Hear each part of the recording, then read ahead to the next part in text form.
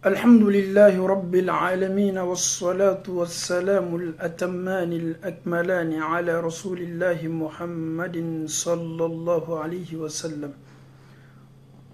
اللهم آت نفوسنا تقواها وزكيها أنت خير من زكاها أنت وليها ومولاها. إن الحمد لله نحمده ونستعينه ونستهديه ونتوب إليه ونعوذ بالله من شرور أنفسنا ومن سيئات أعمالنا. من يهديه الله فلا مضل له ومن يضلل فلا هادي له. ثم نصلي ونسلم على حبيب المصطفى محمد صلى الله عليه وسلم. نشهد جميعا أنه أدى الأمانة ونصح الأمة وجاهد في الله حتى أتاه اليقين. السلام عليكم ورحمة الله وبركاته. أنفوني أنبو أنكروا لمن كلاك لنجلنا بلا كفوني أنتني علو تعالكم كم بلبل دمنا ولون من سورة الإنسان أدم دون كفو سورة ni sura ni alaw taala sona amena ni sura labambi masa alaw taala kanime ka adamadun kuma ɲɔgɔnya ka adamadun yɛrɛ hakili lajigi adamadenya la adamadenya ye fɛn sugu jumɛn ye adamadun dana cogo min alaw taala ye nin kofɔ adamadun ye. an faw ni an baw laɲini jumɛn be an na waati bɛɛ ka to ka alaw taala kuma ta ka a fɔ ka ban ka a fasari ka daa ka aw ni ne bɛɛ y'a lɔn sunkaro lon min bɛ tɛmɛna waati bɛɛ anw bɛ ɲini k'an yɛrɛ ye bi sunkaro tile 20 na an tɔ man jan ko sunkaro tile 20 na mɛ ne ni e kana ɲina k'a fɔ ko waati ninnu tɛmɛna an kan k'an to sun na ninnu ma kɛ waati lakolon ye. n'aw sela ka ninnu waatiw fariya bɔ alaw taala ka diina baara ko ɲuman na a caman na bɔnɔ tɛ ne ni e bolo mɛ ni ne ni aw waati minnu tɛmɛna olu tɛna segin ka na dɛ. n'a sɔrɔ ne ni aw ma se ninnu waatiw fariya bɔ la alaw taala ka diina kɛ ko ɲuman na a bɛ kɛ ko belebele ye anw ma min ye nimisa belebele ye. o kosɔn alaw taala ka lolonda adamaden y'i jija jani tele ye be ele y'i jija k'i ka baara ɲuman caman kɛ k'a k'i yɛrɛ ma ɲɛsigi ye. bɔnɔ tɛ ko min na dugukolo kɔ kan ala ka lolonda ele y'i ka ɲumanyaw la caya ele ye jɔn fana i ka baara ɲumanw la. adamaden sunkaro lo minnu tɛmɛna olu tɛna seginna kɔ dɛ. lo min kɛla e bolo n'i k'a kɛ ala ɲɛsiranya lon ye ka i yɛrɛ di alaw taala ma nin lon na wallahi nimisa foyi t'a la. mɛ n'a sɔrɔ e ye nin lon kɛ tolow ni manamanaw ye nin lon kɔni tɛmɛna dɛ mɛ alaw taala kɛni bɛ ka nin lon julumunw kɛ ɲɛsigi ye k'i ma kɔnɔ. o kosɔn adamaden ala ka lolonda adamaden ka kan ka a yɛrɛ lasigi alaw taala ma ka ɲumanyaw lacaya ka baara ɲumanw caman kɛ. an bɛ alaw taala dalila ka bɛnsɛma ɲuman di ne ni aw ma alaw taala bolo ala m'o kɛra. alaw taala bɛ ne ni aw baro ni sura belebele la a ye adamadenw kofɔ o yɛrɛ ɲɛnɛ sura min na alaw taala yɛrɛ b'a fɔ an ɲɛnɛ suratu tariku la falyanzuru linsanu mimma khuliqa ko adamaden ka kan ka sigi waati dɔ la ka a yɛrɛkun jate bɔ k'a yɛrɛkun kɔntɛ bɔ ka a yɛrɛ ma ɲininka alaw taala yɛrɛ ye adamaden dan ka bɔ yɔrɔ jumɛn. adamaden alaw taala k'i ma falyanzuru linsanu mimma khuliqa ko adamaden ye filɛli kɛ ka bɔ a dali cogo la a dana ka bɔ fɛn ɲuman na n'i m'a lɔn alaw taala bɛna i hakili lajigin a la. khuliqa min ma'in dafiq khuliqa min ma'in dafiq alaw taala ko adamaden dana ka bɔ ji le la ji min lɔyɔrɔba tɛ ji min bolo alaw taala fɛ ji min alaw taala bɛ a bɔcogo yɛrɛ ko fɔ aw ye tagasi nin ji ma ani ji tɔw tɛ kelen ye. adamaden k'i bɛ dan ka bɔ ji le la dafiq ji min n'a bɛ bɔ dɔ bɛ bɔ dɔ fana bɛ bɔ o kɔfɛ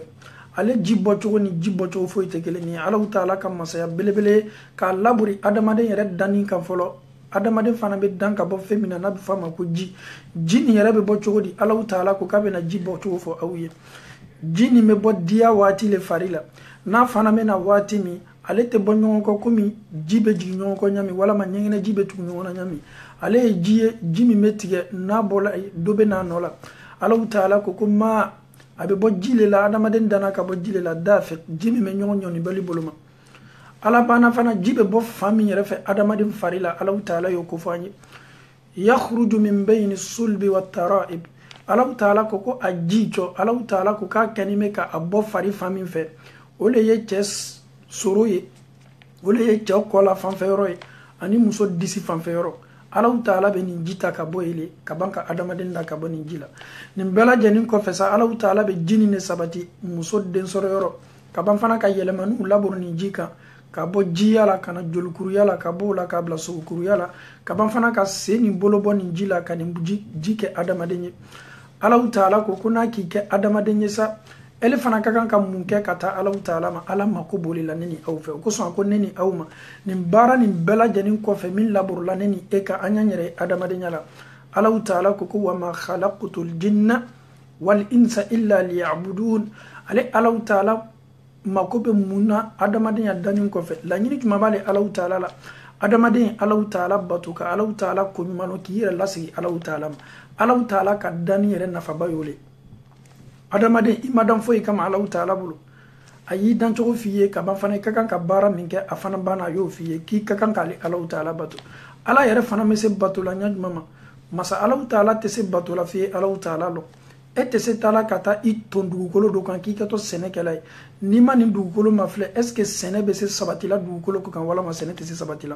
o ko son Allah Ta'ala ye neni awdam bato kama mais neni ete se fana bato kala nyasi ma fu ka bato nyanyini ka ala ko nyanyini ne be se baraj man kala mimme be Allah Ta'ala ma baraj ma me di Allah Ta'ala baraj ma me se kala sababu ye kan ne seni nyanka kaburu nyana mayala kan ne ka kaburu nyana maya ke manga ardina su fole baraj ma me se kala sababu ye ka lolon kitikelo ñiningalu nogoyane bara juma me se kala sababu ye ne ke ton ka bara utami kala kana bla pezeli ke fe kiamalo ne ka nyuma yaw be se gbili yela ka basculi kan nyaj mama bara juma me se kala sababu ye ne ka sera tout teme me kemma noro ya belebele Allah Ta'ala ko neni e ka kanka an cesir o bara le nyanyina o ko son Allah Ta'ala kan kalo belebele di amatuguni anye se anye rabbara la Allah Ta'ala la fota nyumoni ketany mawla anika ala nyasra nyala chaya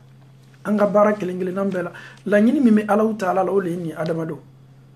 donc bi neni awi adamadenye ala mi neni aw takaboni jiyala ka onke adamadenye ka banka nyini neni efe kwanyali Allah Ta'ala batu fana juma ka Allah Ta'ala be batu komin kono ka nyanyini folo ka lo ala ka kanka batu nyami ka Allah Ta'ala yere lo masami Allah Ta'ala ite sa lo na nyasi ma fiye sigi Allah Ta'ala kuma kan la mi qur'ana Kurana loni kala salama bela ka funi ma diagbo ye ama fuye kala ne me kurana kala nyinu o ko son Allah Ta'ala na be kuma kurana kono akoka kani me kan kuma kan nyasi hakili mawlema hakili dungo mo munu be tarasi ka lon ka fo ko kume o ka danina masa Allah Ta'ala ko ni kurana kelena kwa be adamaden kono ka fo ko Allah Ta'ala ya dam tolon danina la abi adamaden kono ka fo ko Allah Ta'ala ya dam bansani ko kuma ka danina subhanallah salama Allah Ta'ala ko kale ka danin ka seni ni danin suguma ale Allah Ta'ala ka danin ka seni kun fe danima Allah Ta'ala e danin ke la nyini ne be Allah Ta'ala la ka danina Allah Ta'ala mako be fendo fe aka danin fu chama o yem munye kale Allah Ta'ala batu kale Allah Ta'ala ka foni sire da na ka kilinya la sigama ame Allah Ta'ala dalla ka Allah Ta'ala loni noya an salamaw ye ala mo kala ka sefana Allah Ta'ala ko nyumalona ka dali belebele na ala mo kala nim be ko fe Allah Ta'ala ko ile adamadema ko wala qad karramna bani adam ka ban fana ka fo adamaden ne kwa ka adamaden da fi ahsani taqwim kwa ka adamaden dan dalila dalimin kadi ali Allah Ta'ala dalimin cheken abana fana dalimi manin ko fe Allah Ta'ala ko wala qad karramna bani adam kwaye adamaden fana ke fen valeur ma bay ay adamaden ke fen korotani ay dani fen tombela ka foni jama slamo bonya ma benin be ko fesa an adamadon ka kan kam kesise ayanda ka ban fana kwa yan dali chenya ebe biga unge olube tama o seuno boloka olube o dawleta ka dominique subhanallah mais Allah Ta'ala ko dani fen be jama ay an adamadon dan dalila min dialele Allah Ta'ala min kale Allah Ta'ala yere wasa dani boluma ka ban fana ka karamadi adamadoma ala mako be munaneni aw fe an yese Allah Ta'ala ko malona ni dani belebele ko fe kalimanya ko madi ambela ka funi ma ala mo kala Allah Ta'ala jondo makutu qur'ana kono akuko slaf la kala awiye imma shakiran wa imma kafura ye Allah Ta'ala ko malo wala ma ye kafiriya slaf la ni dilima ala ti diabu yala de ayi dan ka slala ka iye ka kanda slala ka iye na dialiye ye ala ko malo ka bara nyuma ke n'a fana ma diya ye Allahu Taala ko k'i bɛ si bana ko baasi foyi t'a la mais ele y'i jija ne ele ko k'i tɛ Allahu Taala ko ɲuman lɔ ka Allahu Taala ka karama ni Allahu Taala ka masaya la sigi a ma ele ka kan k'i jija k'i bolo kɛ fɛn kelen pere la o ye mun ye i jija i kana sa ne ele kɔni banna sala i y'a lɔn k'a fɔ a tɔ to Allahu Taala tali ma n'i ko k'i t'a dabila i ko se b'i ye a nafolo b'i kun a kumakan m'i da a lɔnni m'i la ele ko k'i t'a dabila ɲasi ma mais ele fana y'i jija Allahu Taala ka karifa min bɛ e la min ye ni ye ele y'i jija karifaw kana bɔ e la n'o tɛ ni karifaw banna bɔla e la a bɛ to jɔn tama o le Allahu Taala ta ye wallahi kafiru n'o ka hakili dɔgɔya kafiru fana ko Muhamadu ma an ma laya Ala la an yɛrɛ ma la ni anw sala ka an kolow mugu est ce que ele Muhamadu ka Ala bɛ se anw la kununa wa ka anw kɛ komi an tun bɛ ɲami ma fɔlɔ kafiru bɛ to la fana o b'o yɛrɛ sɔsɔ damina o bɛ ban ka mun fɔ ko ni a ko kɛla tiɲɛ ye ni tigi Allahu Taala ye anw na kunu ka anw faru lasigi an ma komi an tun bɛ ɲami anw kɔni k'a lɔn k'a fɔ k'an bɛna bɔnɔ le anw k'a lɔn k'a fɔ ye jahanama min ko fɔ ni tiɲɛ b'a la anw dotɔ jahanama kɔnɔ le olu ma la mais olu ko n'a tola saya ma ka ban fana ka kunu saya kɔfɛ olu kɔni k'a lɔn min ye perdu belebele ye min ye bɔnɔ belebele ye olu sɔnna bɔnɔ ma kalimaniya ko ɲuman di an bɛɛ la ka fɔ ni ma Ala m'o kɛla masa Allahu Taala ye sila belebele fila la k'an ye n'a diyali ye Allahu Taala ko ɲuman lɔ n'a diyali ye kafiriya Allahu Taala ma Ala ko inna a'tadna lil kafirina salasila wa aglalan wa sa'ira kuma tun yini tafsir kɛ lɔgɔkun tɛmɛni Ala ko a kɛni bɛ ka ɲɛsigi kɛ ka kafiru makɔnɔ jahanama nɛgɛjɔlɔkɔw ani jahanama julu minnu bɛ siri o bolo la ka na o kanw na ani jahanama so n'a bɛ fɔ a ma ko sa'ir Allahu Taala ye o le kɛ ɲɛsigi ye ka ninnu makɔnɔ a banna fana a ye jɔn selimaw mankutu ko Allahu Taala kɛni bɛ ka min ka'sin a kɛni bɛ ka minfɛn ɲuman labɛnw ye minfɛn minnu ɲagamini bɛ ni fɛn ɲumanw ye n'a bɛ fɔ o ma ko kafura o ye Allahu Taala ka minji ɲumanw ye a kɛni bɛ ka min kɛ ɲɛsigi ye k'a ka jɔn selimaw makɔnɔ Allahu Taala ko nin ji fana bɛ bɔ yɔrɔ jumɛn a bɛ bɔ kɔ le la kɔ min bɛ bori ni adamaden ye arijinɛ fan bɛɛ la ka fɔ nin fɛ n'i k'i yɛrɛ sɔrɔ fan fan arijinɛw kɔnɔ i bɛ nin kɔ ye a bɛ kan ka na ni ye yufajjirunaha tafjira Allahu Taala ko mɔgɔ minnu sela ka nin sɔrɔ arijinɛ yɔrɔ nin sɔrɔ olu ye adamaden jumɛnw ye yufuna bin nadhri minnu sela ka o kumakanw bonya minnu sela k'o ka layurukanw dafa minnu sela ka Allahu Taala ka baara minnu ɲini o fɛ olu ka seli la ko su ni tile iyyaka na'budu wa iyyaka nasta'in olu y'a ɲini Allahu Taala fɛ ko Ala ko olu kɛni bɛ k'o ka bato ɲɛsin Ala ma o kɛni bɛ ka dɛmɛ ɲini ɲɛsin Ala ma o ma ko tɛ fɛn wɛrɛ la min ni Allahu Taala tɛ kelen ye Ala ko ninnu ye layiru dafalaw ye o kumakanw na ale Allahu Taala ma ni adamadenw ni ɲɔgɔn cɛ Allahu Taala ko a ye nin kɛ ɲɛsigi ye ka arijinɛ so ɲuman nin kɛ ɲɛsigi ye k'olu le makɔnɔ mɔgɔ minnu le fana Allahu Taala ko tun bɛ nafolo u ka nafolo min ka di o yɛrɛ ye o b'o ta k'o di dɛsɛbagatɔw ma minnu n'a dɔn mun ka kan Allahu Taala ko o bɛ ban fana ka feeretaniw ladoliku ɲuman na o bɛ ban fana ka kɛlɛden minnu nana kɛlɛ bolo ma o bɛ ban fana ka ɲumanya kɛ ka na ninnu ma Allahu Taala ko ninnu kɛni bɛ ka ladomununi kɛ o kɛni bɛ k'a kɛ ka bɛn mun kosɔn innama nut'imukum liwajhillah anw kɛni bɛ ka aw ladomini an m'a kɛla Ala le kosɔn an t'a kɛla waso kosɔn dɛ an t'a kɛla tɔgɔ kosɔn la nuridu minkum jaza'an wala shukura anw tɛ sara kɔ ka bɔ aw yɔrɔ anw fana tɛ fɛ aw ye anw ko ɲuman lɔ anw ye ladominini min kɛ ka taa aw ma anw ye ladoli min kɛ ka taa aw ma anw ye an seko damayira min kɛ aw ye an y'a kɛ ni Allahu Taala le cɛ an tɛ sara kɔ aw fɛ an yɛrɛ fana tɛ fɛ aw ye anw ko ɲuman lɔ anw m'a kɛ ka bɛn lo ɲuman ma anw silannen bɛ lo ɲɛ lo min a kɛtɔ kumajigi ye ani tɔɔrɔya belebele abusan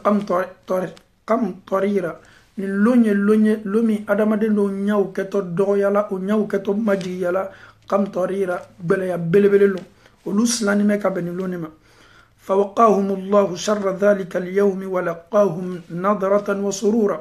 Ala fana k'a ka layurukan dafa a ye ninnu tanga a ye ninnu kisi ka bɔ tɔɔrɔya ma ni lo tɔɔrɔya ma Allahu Taala ye bɛnsema ɲuman d'o ma nadratan wa surura Allahu Taala ye ɲa lasawa d'o ma a fana bana ka dusukun lasawa d'o ma ninnu ye Allahu Taala dali min na Ala y'o tanga ka bɔ ni lo tɔɔrɔya ma Ala fana y'o tanga ka bɔ ni lo tɔɔrɔya ma Ala fana bana a ye ninnu bɛnsema ɲuman di ninnu ma a ye hɛrɛ ɲuman kɛ ninnu ye ninnu dusukun bɛ lasawa ni baara min ye ninnu ɲaw bɛ lasawa ni baara minnu ye o ɲadaw ka seni o ɲadaw bɛnna hɛrɛfɛnw ma o dusukun fana seniyana ka bɛn Allahu Taala ka ɲɛsigi belebele ma o ye Allahu Taala dali ɲɛsigi min na nadratan o ye sawaye min bɛ bɔ ɲada la, wa surura o ye sawaye min bɛ bɔ dusukun na. Alahu taala ye nin bɛɛ la k'a fɔ nin k'o ye. wa jazahum bima sabaru jannatan wa harira. Alahu taala ye ninnu sara ko ɲuman kɛ arijinɛso le, arijinɛso min Alahu taala kɛnin bɛ ka a kɛ ɲɛsigi ɲuman ye ani labanko ɲuman ye k'a kɛ ɲɛsigi ye ka ninnu makɔnɔ. arijinɛso min Alahu taala y'a d'o ma ka bɛn mun ma, o sabarila k'o yɛrɛ kɛlɛ ka bɔ ala sɔsɔ baara bɛɛ la, o sabarila k'a lɔn k'a fɔ k'a tun labantɔ nin lon ne ma, o fana sala ka o to nin sila kan. Alahu taala fana ye ɲɛsigi juman d'o ma, a ye arijinɛso d'o ma ani arijinɛ yɛrɛ. Alahu taala kɛnin bɛ ka arijinɛ min kɛ donfani ɲumanw ta yɔrɔw ye ani arijinɛ min kɛla balo ɲumanw ta yɔrɔw ye ani arijinɛ min kɛla farikolo lafiya yɔrɔ ye. Alahu taala ye arijinɛso d'o ma. ala ko di muttaki'ina fiha ala al-ara'ik. ala ko k'i kɛtɔ ninnu siginin yɛla yɛrɛ sɛmɛ sigili la, o kɛnin bɛ ka o sigi mɛ, o kɛnin bɛ ka o yɛrɛ sɛmɛ sigili la, o siginin bɛ u ka sigifɛn ɲumanw kan, o siginin bɛ u ka dilan ɲumanw kan, o siginin bɛ u ka tapi ɲumanw kan. la yarawna fiha shamsan wala zamharira. ala ko k'o to arijinɛ kɔnɔ. Alahu taala kɛnin bɛ ka température min bila arijinɛ kɔnɔ, nin température kaɲi ninnu fari ma. Alahu taala ko la yarawna fiha shamsan, ninnu tɛna tele funteni yela jahanama kɔnɔ k'a fɔ tele bɔla bi a tele bɛ n kan. Alahu taala ko tele tɔɔrɔya tɛna se la o ma, tele funteni tɛna se la o ma. wala zamharira, nɛnɛ fana tɛna o tɔɔrɔ la min ye nɛnɛ gbɛlɛ ye. Alahu taala kɛnin bɛ ka température ɲuman kɛ ka ɲɛsigi kɛ ninnu ye, température min bɛ bɛn o fari ma. o t'a fɔ ko ko funteni dɔ bɛ yen bi, o fana t'a fɔ nɛnɛ dɔ bɛ yen bi. Alahu taala kɛnin bɛ ka nin température ɲuman kɛ ɲɛsigi ye ka a ka donsennimaw makɔnɔ. Alahu taala banna ko di wadaniyatan alayhim zilaluha wa zullilat qutufuha tadlila. Alahu taala kɛnin bɛ ka masurunyali kɛ ninnu la arijinɛ fan bɛɛ la ka fɔ ni arijinɛ sumaw, arijinɛ yiridenw a sumaw ka surun la. Alahu taala fana kɛnin bɛ ka arijinɛ yiridenw tigɛ surunya o la. o b'i yɛrɛ nafa arijinɛ suma la, o bɛ ba fana k'i yɛrɛ nafa arijinɛ yiridenw tigɛ la. yiriden minnu tigɛ tɛ gbɛlɛya o ma. n'o miiriya bilala yiriden min na, i b'a ye yiriden min na ka na i kunkuru b'o ye, walama a bɛ na a yɛrɛ majigi o ye, o bɛ nin yiriden tigɛ. ninnu bɛ arijinɛ suma banbali kɔrɔ. a fɔla ko mɔgɔ min bɛ borila arijinɛ yirisu sumaw kɔrɔ k'a bɛ se san 100 kɛla, a bɛ kan ka bori a kan a ma bɔ a suma kɔrɔ fɔlɔ. subhanallah. Alahu taala ko arijinɛ suma kɛnin bɛ ɲɛsigi ye ka ninnu makɔnɔ ani arijinɛ fana yiriden minnu tigɛw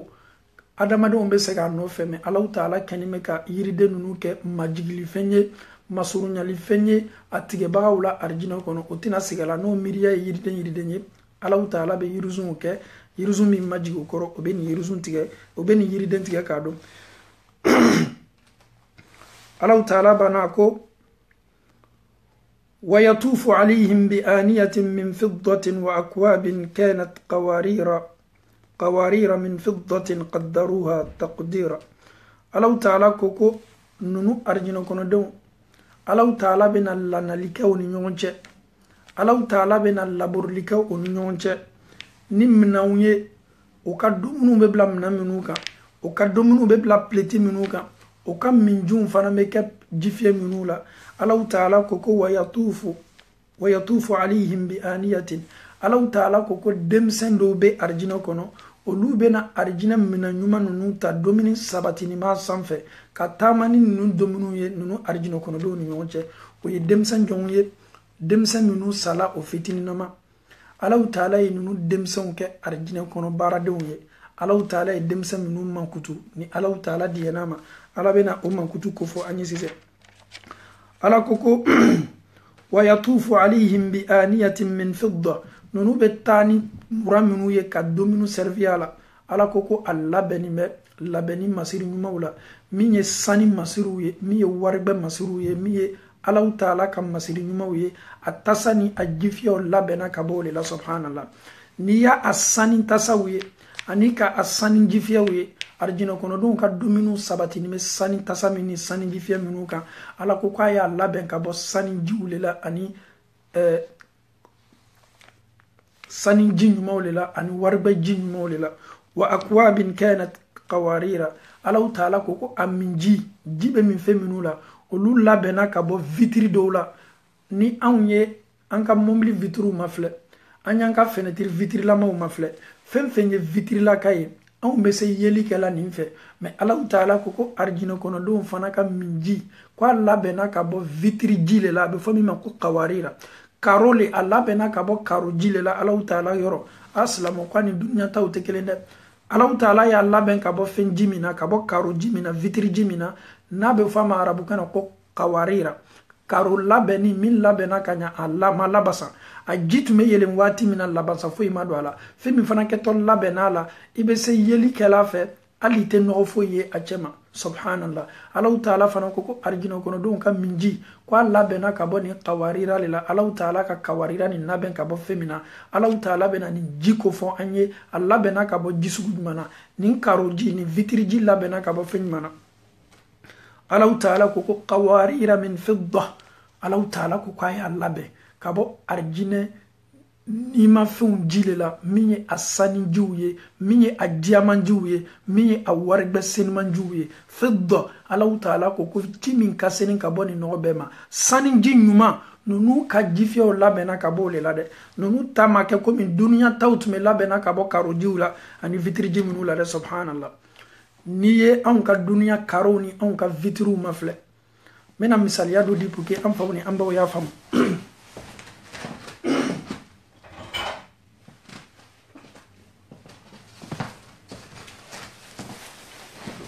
n'i ye duniya ka ji min fɛn nin ma filɛ nin cɛ ka ɲi an bɛɛ la k'a fɔ nin ye ɲinɛ ji min fɛn nin a labɛnna ka bɔ karo ji le la mais karo ji min a labɛnna a la est ce que anw b'a kalama k'a fɔ ko fɛn dɔw le labasana ɲɔgɔn na ka nin labɛn fɛn dɔw le ɲagamina ɲɔgɔn na ka nin labɛn Allahu Taala ko arjinɛ ji fiyɛ ko a labɛnna ka bɔ ji min na labasani ji tɛ dɛ Ala ko a ji labasana sani ji sani yɛrɛ yɛrɛ ji ka a labɛnna ka bɔ le la n'an ye nin mafilɛ an bɛ se yeli kɛla la mais Allahu Taala ko ni ye arjinɛ ta mafilɛ subhanallah arjinɛ ji fiyɛw arjinɛdenw ka jɔlɔjiw kɛtɔ kɛla min na i b'a ye ji min ma kɔnɔ o laban cogo ka ɲi a fana bɛ fɛn min fana na o labɛnna ka bɔ fɛn de la fɛn min ma labasa subhanallah Allahu Taala y'o kɛ ɲɛsigi ye ka jɔnw ma kɔnɔ ne ni aw silamɛw munna Allahu Taala yɛrɛ kɛlen bɛ ka nin yɛrɛ nafa bɛɛ fɔ ne ni aw ye anw kɛtɔ domini kɛla fɛn minnu la ko olu fɛnw labɛnna Allahu Taala bolo labɛnni ko ɲuman na anw fana kɛtɔ ji min na fɛn min na k'o fana labɛnna ka bɔ labɛnni ko ɲuman na denmisɛn ninnu fana kɛtɔ nin tala ka na ni anw ye ka na n'a ye anw ɲɛkɔrɔ olu fana ye denmisɛnw ye Allahu Taala kɛtɔ denmisɛn minnu ma kutu ko fɔla mais silamɛw n'a fɔla ko sɛgɛ tɛ arjinɛ kɔnɔ a dɔ fɔla Allahu Taala bolo ko arjinɛ baarakɛdenw ye denmisɛnw ye anw bɛ se mun faamuyala nin na ni denmisɛnw ye nin pileti ta dumuniw sabatini bɛ fɛn min kɔnɔ ani jifɛw sabatini bɛ fɛn min kɔnɔ ni arjinɛ denmisɛnw ye nin ta ka na di ne ni aw ma arjinɛ kɔnɔ ka na di arjinɛ kɔnɔdenw ma arjinɛ kɔnɔ olu kɛtɔ bolo sigi min kɛla kɔrɔ o fariw bɛ se sɛgɛla mais silamɛw aw ye Allahu Taala ka masaya ma filɛ denmisɛnw n'o bɛ taamana ni arjinɛ kɔnɔdenw ka pileti ye arjinɛ kɔnɔdenw ka dumuniw sabatini bɛ tasa minnu kɔnɔ ni denmisɛnw to n'o bolo bilala kɔrɔ dɛ ni denmisɛnw bɛ taamana nin tasa bɛ taama n'o ye ka na subhanallah o bɛ kan ka taama Allahu Taala kɛlen bɛ ka arjinɛ pileti min fani bɛ dumuni ɲumanw la tasa nin bɛ kɛ taama ye ni denmisɛnw ye subhanallah denmisɛnw t'o bolo don a kɔrɔ ka d'a kan sɛgɛ tɛ arjinɛ kɔnɔ ninnu denmisɛnw bɛ taama arjinɛ kɔnɔdenw ni ɲɔgɔn cɛ teli o bɛ don arjinɛ bon bɛɛ la kafoni kɔnɔ o bɛ don arjinɛ kote bɛɛ la ka d'a kan garanti le sonyali tɛ yen bɛnkanni tɛ yen manamanakan fɔ yɔrɔ tɛ yen adamadenw b'o ka arjinɛ so senimanw kɔnɔ o sigini b'o ka arjinɛ jidaw la ninnu denmisɛnw kɛlen bɛ ka tɛmɛ ka o servi ni dumuni ɲumanw la subhanallah a silamɛw Ala ma arjinɛ di an bɛɛ la kafoni ma Allahu Taala ko denmisɛn minnu kɛtɔ taamana ni nin minjinfɛnw ni nin dumuni ɲumanw ye ninnu ɲɛkɔrɔ Allahu Taala ko ويطوف عليهم بآنية من فضة وأكواب كانت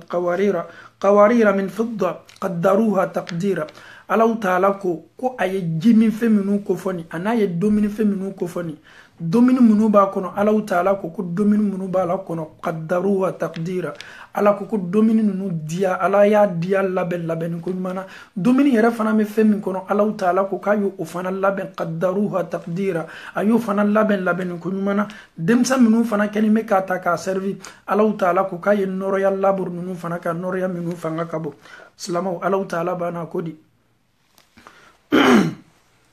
ويسقون فيها كأسا كان مزاجها زنجبيلا نونو كتولا من الجيلا جيكتو ديلا أرجينو كون دوما ألو تعالى كنمك جيمنو فا وجيفيولا جيمنو مزاجها ألو تعالى كنمك اللبسا نلبسا نفنجمي زنجبيلا زنجبيلا فناي ألو تعالى كا yiriden walama Allahu taala ka kasa diana belebele ye Allahu taala kanime ka nunu ka ji labasan fe minu la o ka fen rezenju ani pomunji minu labena ka ko kun jifiela Allahu taala ko domini dumawle arabu fe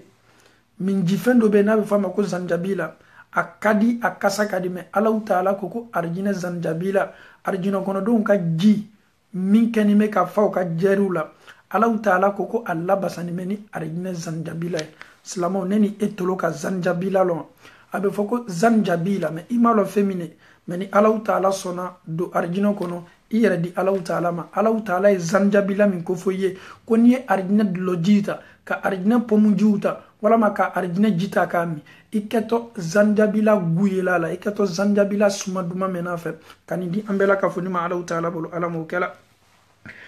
Allahu taala bana kodi aynan fiha ko arjina kono ko kodo ba kono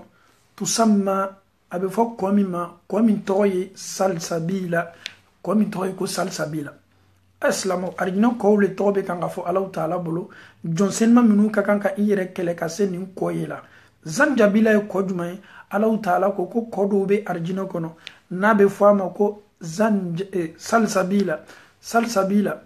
lonin kelaw mufassiruna yu koro chamandi ni toma ko muna fola mo ko salsabila kada kan komi me kaka seni ko sabe ni nya yaye femfe ma duguma ba bela ka foni asenya la mufassirina do ko ni ko yere na be borila abe mankan mimbo am mankan kadi ko sabe tolo ye tolo minu ba lamena kiba men jiko salsabila ibe ni mankan duma ne me arjina kono wati mina ni jibe borla donc kuma la surunya boluma ni jito e ko salsabila komi me arjina kono ala ko aynan fiha ko kodo fanama kono aw miryama komi tusamma abe fo komi ma salsabila islamu alama neni aw bela ka foni kala salsabila yebaye kaban fananka amini ko jila Allahu taala bolo alamu kala Allahu taala bana kodi ويطوف عليهم ولدان مخلدون أرجنة كونو أني دمسا منو كبارو ياكو فوسيسة ni arjina plateau ni arjina jimi fo mena na bodi nunu ni nyoncha watimi demsa nunu be tamani nunu ye Allahu taala ko wa yatufu alaihim ko munu ni kato arjina kono dum chama neni esini manka arjina kono esini meto ebe demsa ndo ye temete lan fambe la ka fonin fe Allahu taala ko wa yatufu alaihim wildanun a demsa fitini ndo kato temete na nunu ni nyoncha na be foma ko wildanun mukhalladun demsa minu Allahu taala ye odan ko to si kasabi mina arjina kono doto faroka koroyaka doto bola ka fono nunu demsa wati bo beteme arjina kono ka on servi bi o keto korola wala ma chenya mimo kan do keto bola la Allahu taala ko mukhalladuna nunu sabatini me arjina kono mukhalladuna chenya mime nunu kan ka chenya nintena bana mukhalladuna ala kanime ka sikasabi mindoma dotina bolola mukhalladuna nunu be dumela Allahu taala kan nema min labori o farika anu o sika mukhalladuna o sabatini me nin sila foite bala subhanallah ala yerebina nunu demson kibaru yakko fonneni awi o ko son slamaw furu kadida ni chani musoni furuke anyini nafalame ni Allahu taala ye dendi awma masa Allahu taala ye denin ka karfamna awla nin den aw ya lon ka foko nin deme arjino kono sika fo itala nin den fana ni Allahu taala ya ka karfamna ila aka karfamna dena Allahu taala ye demi dima Allahu taala be meleka minu manyininga melekaw karama sira demi dilama aye demi kono ta karo kono ndo asawani tume demi kan nalila demi yere sorola aye watininke denya karfam nalala aw ye karama sira soro li halala jumana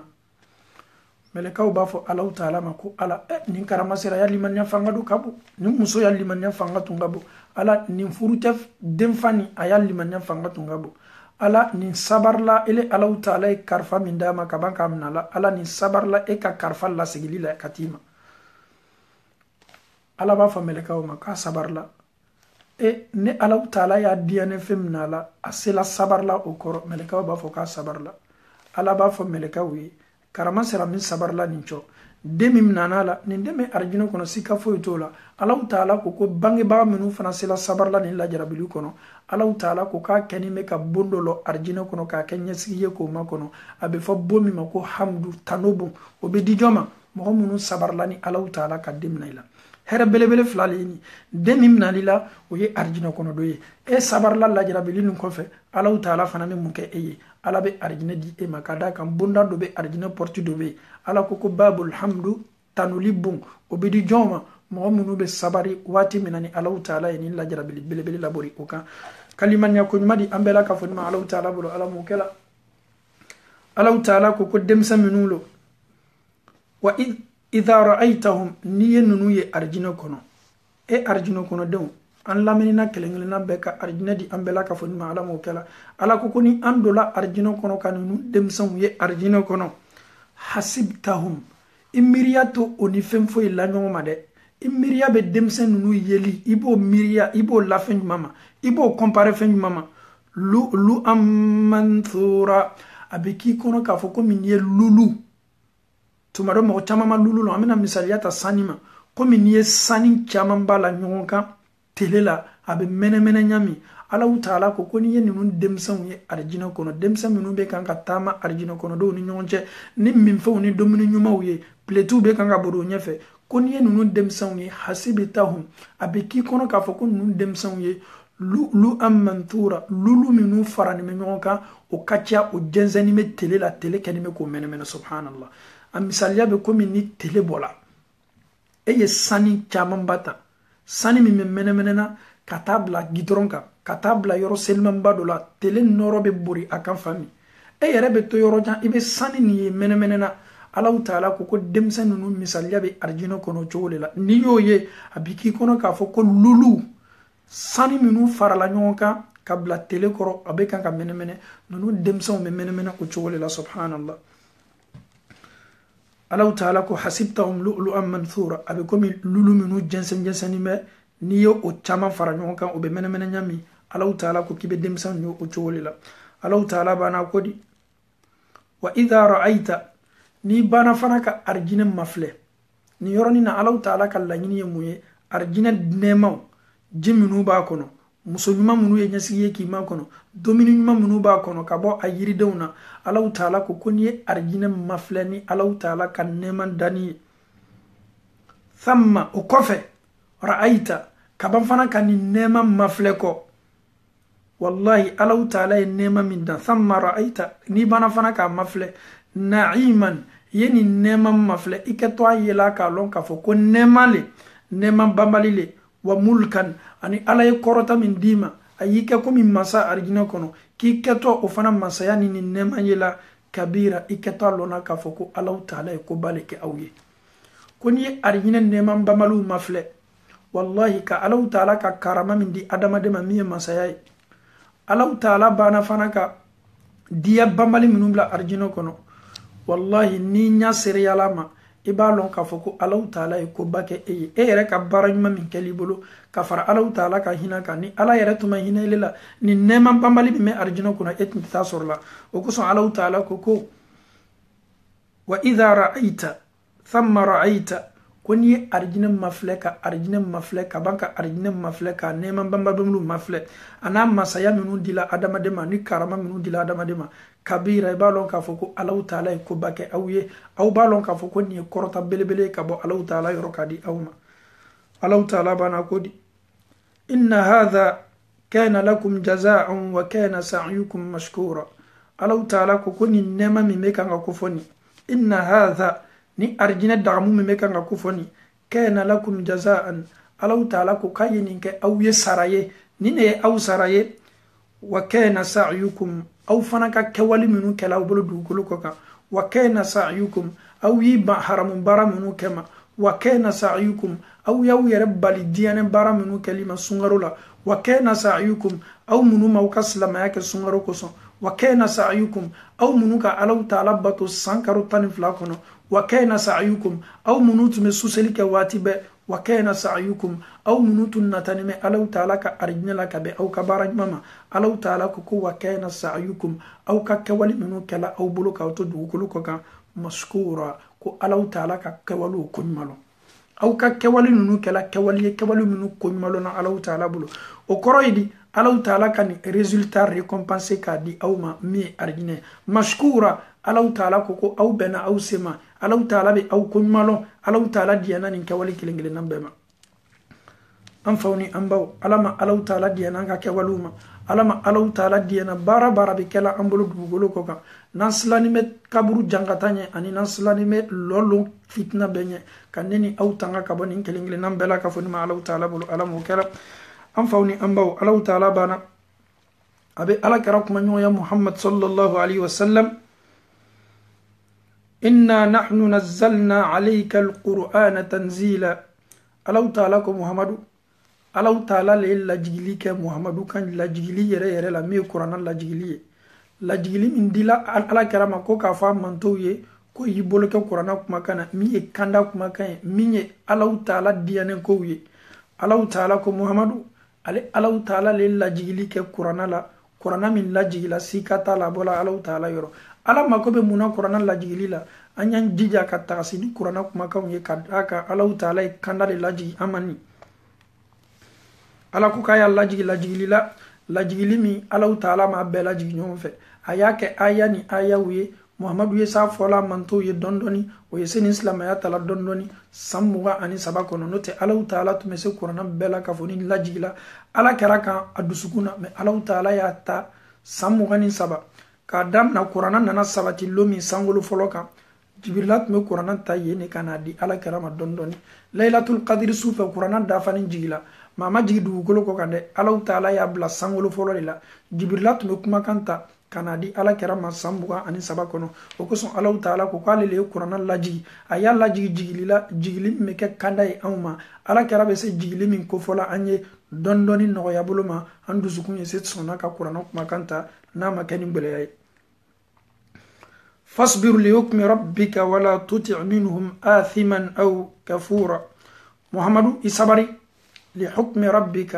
ألو تعالى إلا با ألو تعالى كتي منو لابوريكا ألو تعالى لجربلي منو لابوريكا كيتو نسلام يلا سلا كيتو مغو وللا كنا ألو تعالى كوكو فاصبر لحكم ربك إلي الصبري تاكا صبري كي تريه يكو توتو ألو تعالى ما masa alaw taala yibla hukmu ni kiti min kono nincho ayibla la jarabili min bunda kono ayibla bara min akuya alla se mantuma ala ko ki keto toro yaw yela me ala be min ni fet fasbir isabari wajibili kelo fasbir aw ye sabari islamaya barakelo fasbir aw ye sabari islamaya lamemba fasbir aw ye sabari dunya bela ka foni mo ko la ilaha illa allah alaw taala ko kaw ye sabari aketo la jarabili minu la burlawka aketo kiti minu nyina aw fe aw ye sabari kan keke ko nyumana wala tuti minhum athiman aw kafura sabari fana kono alaw taala be minni fe o kana na kana mana kan finyene nunu tonyoli kelaw nunu julumunto nunu kafuru bena na kana proposition ke eye yeba ki ya alabato lu ya jobato ko son alaw taala ko ki kono kuma kan na bato de ibe kan kuma kan min lase na mando tuloye ko ye haramu baraw ye ka toy o bena fereke ki bali afolima e kana o joko toy de alaw taala ko wala tuti e kono kuma kan na bato de o bena fereke ka gbliye kan kada ka be kuma kan min lase law ma mando ye o bena dabaru ni feraw kenya bema ye fereke wala tuti nunu julumunto nunu mi ala ko tala sunintele o be fe ka nata yi yare ala so bunda kono kafaroka ala taala ko muhammadu makika na kete de ikana nin julumun to kuma kan lame nunu yare kafiru minu yo dusukun datu ala taala ka kanda sala talima ikana ulame wallahi nin kuma kan mbese nyasina karamo ma mi wati minabi elebe kan ga minfo a chama na ka gbelen lama chama ka ta kala bara nunu be se fere kala ka e yare hakili sonya ke ele la do ala so bunda kono kadaka ebe min fola o mandoye oluye athim oluye julumuntawiye oluye kafiru yo kadaka ubana no ijija sabarita me nunuriya influence kana ke sababu ye yebo ala taala kuma kan la sela de o kana fere foyi ke na dialo yo yinni na dialo yo o yo kodu belasima me muhammadu e kana to nunu kuma kan ko de nunu e julumun tawle ne Allah ta'ala yoro nunu yara fana bana Allah ta'ala ma kaliman ya ko madi ambela ka fon ma Allah ta'ala bulu alamu kala ala be min muhammadu fa waskur isma rabbika bukratan wa asila mimi lema ele ala ko fo damna ele do fare ala ko fo ka damna soma fajiri ba kuna ba watimi fo ka ta se suma ebe ala ko fo min kala soma ye do faraka nasore kanime ka minke ye chama faraka wa asila dibibe do watimi na sube do watimi ebe ala bato min kala ebe nafula seli min kala ye do faro fanaka mimi lema doron ele ala ko lase ele ala ko fo la chaya ele zikuru la chaya ele nafla baro la chaya waskur isma rabbika ala ta'ala to seninya watibe ka damna soma fo sufe ikana segede karamo ka kana sege awi ala ko lase alni mo ko watibe nunu be internetu la ka ala ko lase ala le ko force ko ya lase ka lase soma ka ba fana ka lase sufe wallahi ala kuma kan eti wajibili kala munu be seni namena ni yere be fanga di on fana ma yere ka do fara wajibili ka da ka ala ta'ala ko mime awma ay ala ko foli ka ala to min ka kan ka fo adama don tolo ye do ala ko ya ko foli la chaya ay qur'ana kala la chaya aw yo wajibilu la chaya ka damna dugu sabe gbe watimi fo ka ta se dibe do watimi sufe soma telefe ala ko kaw kana relâché aw kana alabla de aw yetoma Allah ta'ala bana kodi wa min al-layli fasjud la muhammadu ni su fana sela su sela kana ala ko lalo de su yere fe ye itembiri Allah ta'ala ye su seli la chaya ye jija yere di Allah ta'ala masufe salama ni Allah ta'ala be ni kuma kan fa muhammadu ye kwaye ala ko fo la chaya ka damna sogoma fo sufe ni su fana sela ala ko kaye sujudu be Allah ta'ala ja adama de nya suseli kadi Allah ta'ala ko sebe ja suseli fana ye bara mi meneni aw bo ankono na filiko la suseli ye bara bi meneni aw bare Allah ta'ala la kaliman ya ko madi ambela ka foni ma Allah ta'ala bulu alamu kala Allah ta'ala ko wa min al-layli ko ka bo sula fasjudu la yesujudu be Allah ta'ala e su kono ka chaya yi regbere Allah ta'ala la kadaka mo min nabe sujudu la akasru Allah ta'ala la wasabbihu laylan tawila yeban fana ka Allah ta'ala to seninya ha seninya lila ni sufe seninya li min kaja wallahi Allah ta'ala yere bana sekere belebele folane ni aw fana kwanye suseli ke anterior anye subhanallah fola chaya anye Allah ta'ala to seninya wati jan wallahi yesujuru la janye ka susel wati sujuru min ka to kalibolo janyali boloma yemme sujuru la ye ala to seninya subhanallah wa bihamdihi subhanallah ebe bon la bi miriya wira Allah ta'ala la ki tu ka suselula la ilaha illa anta subhanaka inni kuntu minaz zalimin ربنا ظلمنا أنفسنا وإن لم تغفر لنا وترحمنا لنكونن من الخاسرين يا حي يا قيوم برحمتك أستغيث أصلح لي شأني كله ولا تكلني إلى نفسي طرفة عين يا مغيث أغثني اللهم تقبل مني اللهم أنت الله أحد صمد سلامو دو بلبل نبين نبلا كفنفو الله تعالى كوكو محمد ما ي على توفوت سيايا يواتي جانتا سو سليلا su ala ko fo wati ye wati janta ala to senignali la subhanallah ki ifane wati janta mais an fawni an baw anyi sabari ni ala kara ye tasla nyuma min tonini awbulo an fana yan jija ka tasla uta ka barakala ame be sababama ame islama do ye selika choko do ko folo ye ko ni ye miriya do bila be sel lofla do sella na diali ye ki kulwala u karansan bi worumla ube yokul wala ukaran lokilina islamaw aw te islamaya takabo ala kara ke chugula mo do ko ka be sen nafa do fola aw ye secret do fola wi ambe be sawa kada ka ambaden do be feka islamaya guno do ko fani mais akato mi fola aw ye a chaman do ye o yera miriyaw no ka kitabu miriyaw le ala taala kuma kante ala kara tate afola neni aw ye ko ala kara ya siban susilla ele sabari yere bokkono na filibela ikini yere bla kono na filifoila الله تعالى محمد ما قرآن كنو يا أيها المزمل قم الليل إلا قليلا نصفه أو انقص منه قليلا أو زد عليه ورتل القرآن ترتيلا على محمد ولي يسوع ينما يباتو بلو مع الله تعالى نيتنا سلا سوبك لا سليلا يسوع كلافلا ye sut lanche ta ko ke ala bato i yere be se fana no gbele yala i be se o fana latlana tlaro sabaka tlaro sabata sut lan sabana ko ke ala bato wati asabati la ko ala kera ya kanyena ma yake de bin aya jigila sungaro le sungaro te ala kera tume lotan kele ne seli lotan kele fana tuma seli di aya seli nya o fana o folanye fla fo kata se witrima fla be salamum bla wala ma ala kera tume sabakeni wala ma ala kera tume ni bekeni salamun kele ma o kabule mo ma la yini mama na kuma kanina anye sabari na me barake ala kera ke walila ala taala keni me ka suseli na fafo an nyami anye farara kurusi nyina adama dondo kuma kanuna kasoro kuma kaminu te sababai ni mafo no ni yen keta ya ke shuna wa sabanin ko mo mi raba fara ko ki wuri dili ni ya ke shuna wa sabanin ko abola na fanjuma ele rek kan ki ira manyiniga ala taala ko qur'ana la wama huwa ala al-ghaibi bidanin ko muhammadu ma ke batuluye amake tege gbalanye sekere kan ka lase awma dina bara min nafaka bu awma ala kera ya be fonini awyi men nebe min nyini awfe ni kuma fola awye seli boloma kuye nin ke ni nin lokelenke ikkan kan ni nyona fola chama ye nyanyini nin ke folo karamo famunu be yo lu wele ko manyininga doye nin ko fosisen parce que facebook la alhamdulillah bebe fola nin fofola est ce que nebe se nin tala ka barakala karamo keta fulinyina na sabati la ala kera la na masabati ala kera la ba finyina ibi chaja nya ka bo bara bema ala kadiye ala kera fana kadiye ebe fe ka baro nyuma chama keme e ka baro nyuma chama nyinini o kana ebla ke wali minu masabati ala kera la sallallahu alayhi wa sallama kaliman yakun madi ambela ka fudma ala taala bulu ala mokela ibe dowye o ba fo ko niye tenelon suseliye niye talatalon suseliye duwo ni zikri munu ka kanka ke arabalon susellete duwo ni zikri munu ka kanka ke almisalon susellete duwo ni zikri munu ka kanka ke jumalon susellete duwo ni zikri munu ka kanka ke samidulon sufenete akitabu be meslamo nunu bela ka foni galoni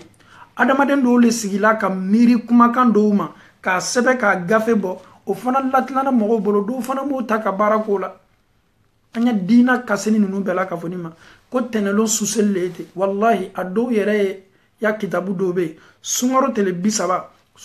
bisaba kelengele nambe a suseli kechogo ani azikuru kechogo o sabatini mo ka kitabu do la subhanallah o yere be nani kodo ye ele yere bi yere manyinga ko yala ala kara islam ya minuto ambulu ani nunu kanime kala basani minudo islam ya kechogo yere la o yere miri yala est ce que ala kara na ka sabo to beni taslaleka nunu beye filule ye slamo ka kan ki cheje nya ka bo fili minula o ko son anya fo an kuma kan damna na Allah taala ko kama adama den dan ko fo ko son fo bato fana temna Allah taala yoro fo ka bato nyanyini ne yake mimbe na ala kera taslama bato te kun fen ko ye ko ni min diala ne ye ilo no yo sebe ko dislama uma o fana nyota ka babara la wala ma ne sukola kan nyenga sukola wala ma ne ka shayku wala ma ne ka karamo sukola akuko ni ne ninke ko Allah taala be ni badine ma an ka dina to ye ala kera ko alaykum bi sunnati me awma aw yi boloken ka sunna la aw yi boloken ka tasla la aw yi boloken ka recommandation na nana mindi awma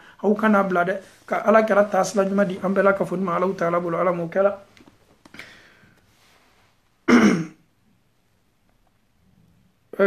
ala taala ko anye ale ala taala to senya anya nyere di ala taala masudurula anye senya ni la chaya ala taala ma anye anka wati jonta sukono ka Allah taala to senya ala ko di inna haula'i yuhibbuna al'ajilata wa yadharuna wara'ahum yawman thaqila mo munu kanime kaba mo munu tefe yi ala ko lase mo munu be fe ki bali ala ko lase ma mo munu dusukun tefe ka Allah taala ko kununu yuhibbuna al'ajila ko dunya ka do ko saba nunu yara tefe ka bo dunya na olu be wati minancho nine kadi olu ye kateme wayazaruna ukanime ka tolike ukanime ka nyina ukanime ka iyere la nyina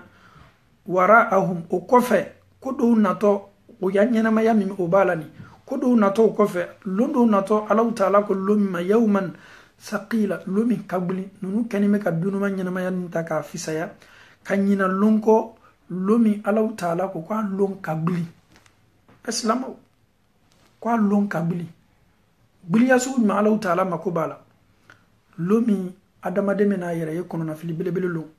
lomi Allah taala ko nima fim foyte sen na fala sela nima wi longbeli yede وكسون على تعالى كوكو نونو نينا نمي لونكو لومين كابلي يحبون العاجلة دنيا لكادي نونوي ويزارون وراءهم وكني ميكا لافليليك وكوفي لونا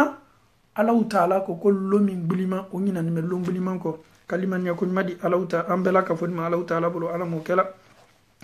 نحن خلقناهم وشددنا أسرهم على تعالى كوكو أدمادهم فنغا بميلان نجو إفاساو من دون منونا نيكولو ala ko kale le yida ka ifasaw ni ikolo sabati ibula ka fanga dima ikanime ka fanga minta ka kuma ni katama washaddadna ala ko kale le la gbale yalike ela ikolo tu dawla washaddadna ala ko kale le la loliki la ka sabati likile la ki isabati ki korota ki ke farmo fariye ki ke adamadenye che fariyaw ni korotaw ni feminu bi bolo ala ko asupasima ale ala taala le ale ala le ikati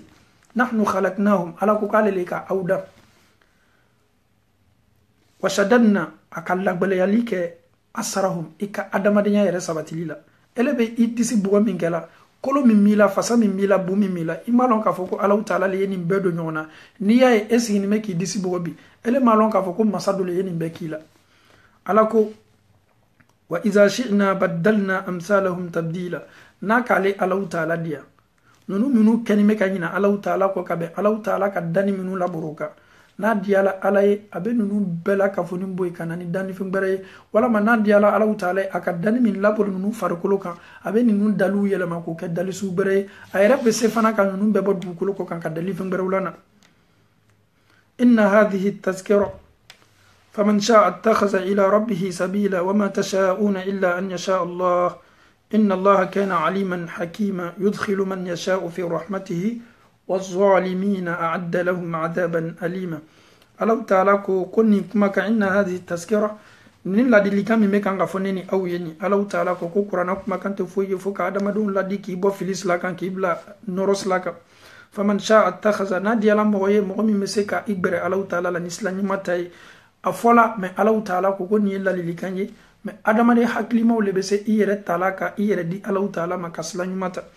الله تعالى كوكو او يالون كفوكو او بي كوكو ديسيدي وما تشاؤون الا ان يشاء الله او كاد ديسيزون كلينغل نامبه كوكو كتو كلاو بلو او يالون كفوكو ني ميكي الله تعالى كديني كونو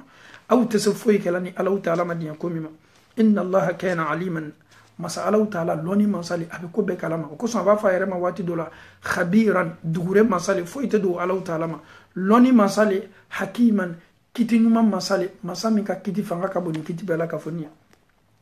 يدخل من يشاء في الرحمة علي الله تعالى لك هنا بجنسن منو يبارا نمك علي الله تعالى لباك هنا كفانا كولو لادو أكا أرجنا سوسن من كنو مغلا مغا منو كاديا نادي على الله تعالى أو مبارا نما منو كلا أو كبارا نما تسي أرجنا دلاما وكسو الله تعالى يدخل من أبل لادو لك مغلا من يشاء مغا من ديالاي كفر علي الله تعالى كنمك في رحمته كي لادو أكا هنا سولا ناكا نما سولا والظالمين تنولك لو كودوك لو كافر بمغو أعد لهم عذابا أليما الله تعالى لابنينك كان يسيلك كوما كنو جنغتامي فانغاكابو أمي الله تعالى دل بسمان ما بي الله تعالى بلو كا أنتلو كتلو كنندوي على موكلا تلكلين متما كان ما يلا كان تلكلين فريا بباي على موكلا بارن ما منو بكلام بلو مي واجب لي لمن واجب لي كان جو انك بارن مولا على موكلا wajibili allameni ni a partager lili ame Allah taala dalla kan no yan kelingile nambe ala mokela min me kan ka fo e min me kan ka lamme e min ya partager min fana ya lamme e min ya partager e ya lamme ibo baraji soro e ya partager mo ke to lamme na e fana sababula elebe nunu kelingile nambe la ka funi ka baraji soro donc bara mine bonotala ibi tolo ke tolo kunandu ye ibi dusukun kunandiuye i yɛrɛ bi farikolo kɛ farikolo kunandiuye an b'a ɲini silama bɛɛ la k'a fɔ nin fɛ an y'an jija ka nin video partager an y'a lɔn k'a fɔ ko Alahu taala ye an dan kun min kama pour que an ye se gbɛrɛla Alahu taala la an ye kɛwale minnu bɛ an na min man di Alahu taala ye an ye se an bɔlɔbɔlɔ olu la teriya bolo ma ani nɔgɔya bolo ma aqulu ma tasma'una wa astaghfirullah li wa lakum wa li sa'iril muslimina min kulli dhanbin فاستغفروه إنه هو الغفور الرحيم أم فوني أمبو أنتنا سلا كيسون جابي لبي سلفنا سلا إن شاء الله والسلام عليكم ورحمة الله وبركاته.